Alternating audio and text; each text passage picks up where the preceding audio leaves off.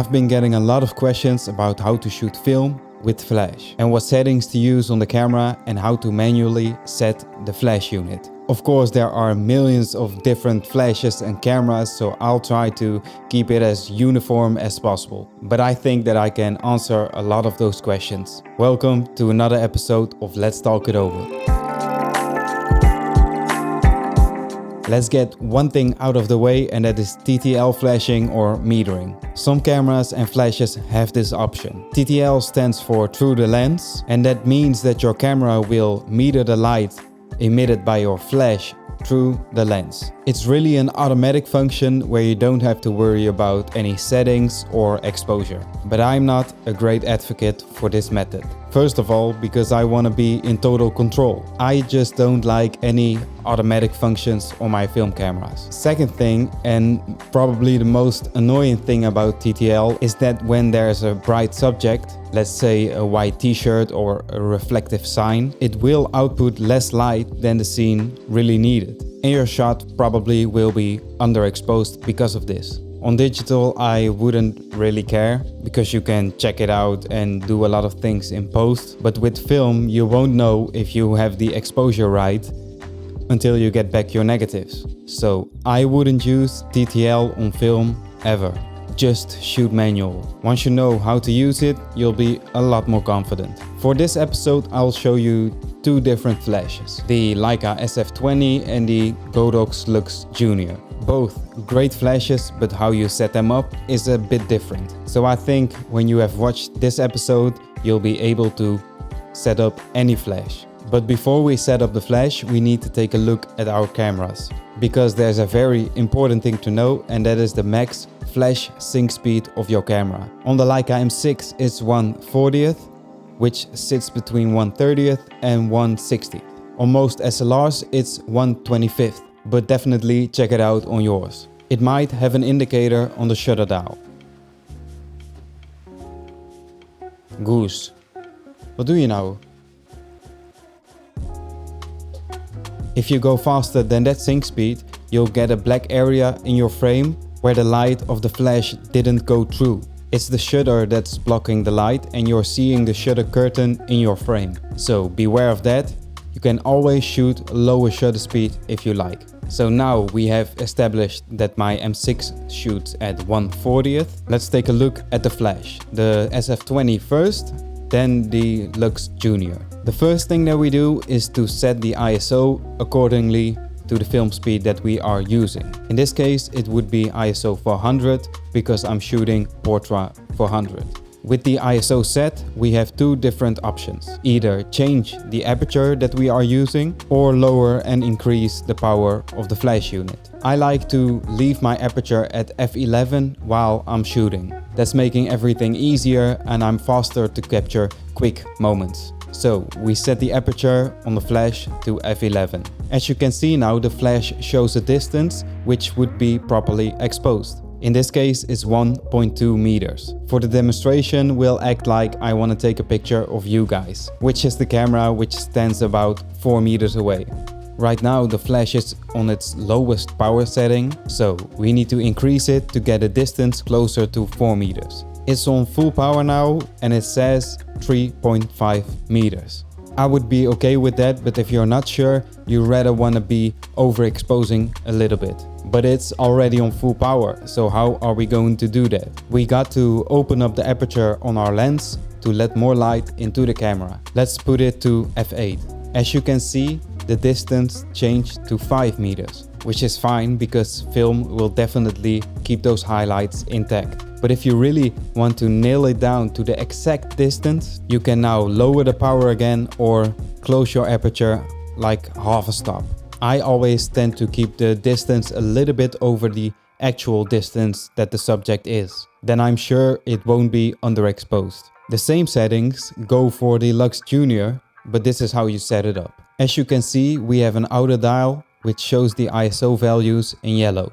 And as before, we need to keep that at 400. This time, we need to make sure that the distance is on top of the ISO value. So we need to set the 4 meter point on top of the 400. When we now take a look at the top of the dial, we see which aperture we need to use. In this case, it would be f5.6 on full power.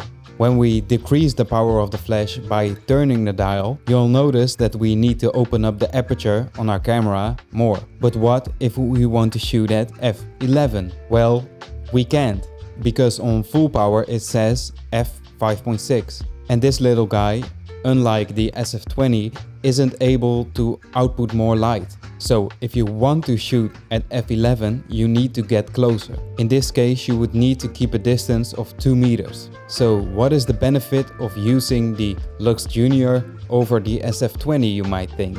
Well, let's do another example with a closer subject. This time we want to have a shallow depth of field because we want to isolate the subject from the background. Then we need a bigger aperture like f2.8.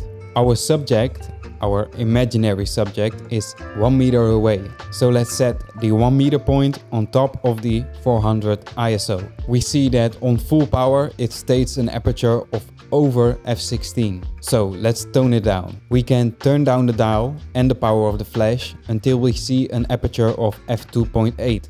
At this point we are ready to shoot and get the result exactly as we wanted to. But now let's try that on the SF20. Because we want that shallow depth of field, we need to set the aperture to f2.8 also on this flash.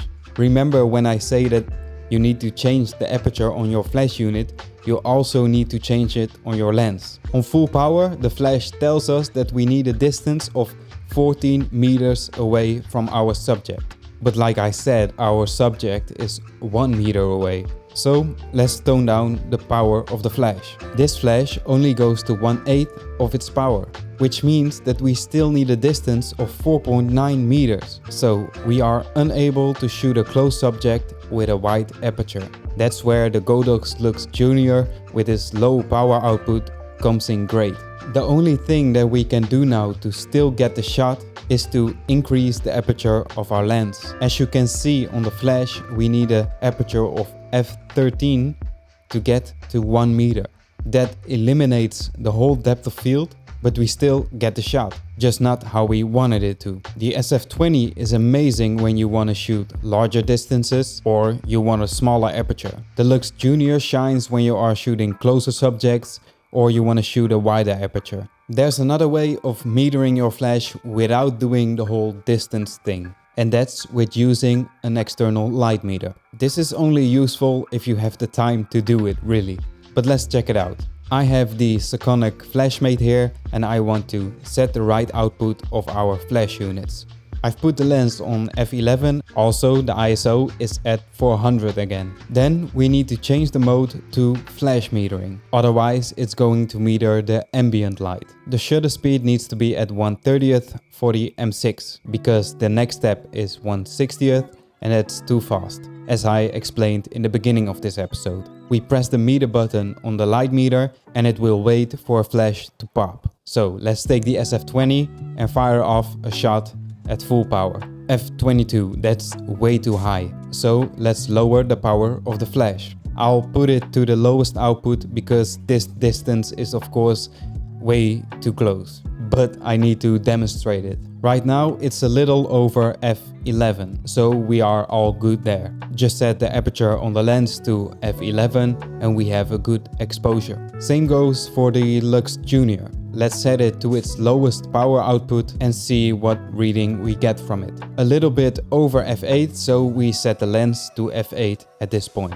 This way of metering is way better than trying to guess the distance of your subject. But like for example with street photography, you don't have the time or the opportunity to meter the light with a light meter. And that's really it for setting your flash with film photography. Or any photography in that case. One more tip I would like to give you guys is to get a flash cord and spice it up a little bit. If you put your flash on top of your camera, you'll get that paparazzi kind of direct flash, which I like a lot and use a lot too. But when you are using a flash cord, you're able to direct the light a bit more. What I like to do is to hold it up and put it a bit to the side. That way you get more interesting shadows and it might be more pleasant to somebody's face. Try it out. I've put a link in the description for the one that I use. With that being said, thanks for watching. And I really hope that you guys learned something from this episode. Let me know if you have any questions left. Just put them in the comments down below and I'll answer them to the best of my knowledge. Hit that like button and subscribe to the channel if you haven't already. And I'll see you next week. Peace.